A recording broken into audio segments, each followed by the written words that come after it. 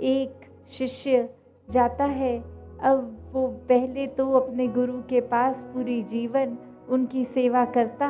और फिर एक शहर में जाकर बहुत धन दौलत कमा के बहुत नामदार इंसान बन जाता। उसको पूरी दुनिया एक सेलिब्रिटी की तरह पहचानने लग जाती।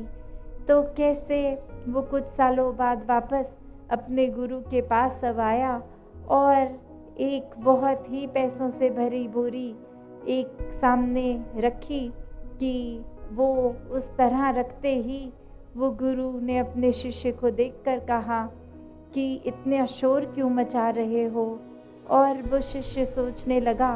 कि मैं तो कोई बातचीत भी नहीं कर रहा, मेरे तो इसमें कागज़ रूपी नोट है, कोई एक लोहे रूपी सिक्के भी नहीं कि छनक हुई हो और आवाज़ आई हो,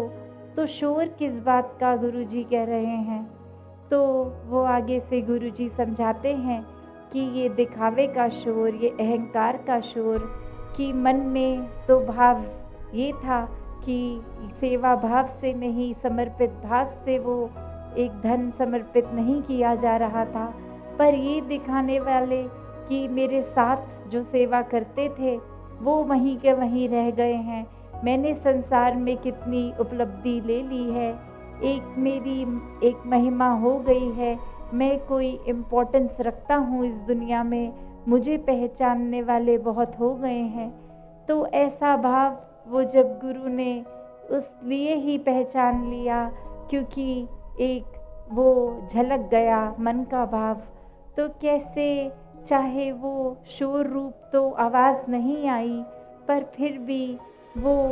अहंकार का शोर, और ऐसे न जाने कितने ही शोर हम इंसान अपने अंदर पाल लेते हैं, हमें पता भी नहीं लगता अक्सर कि हमारा कोई व्यवहार ही किसी और को दिल को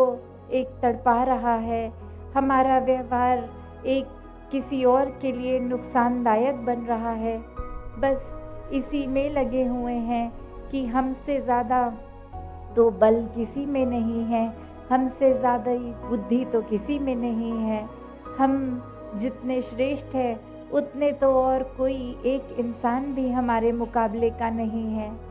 तो जहाँ एक परमात्मा की बात आती है, परमात्मा को तो वही भाते हैं जो अपने मन से समर्पित होते हैं, अपने अहंकार को त्याग के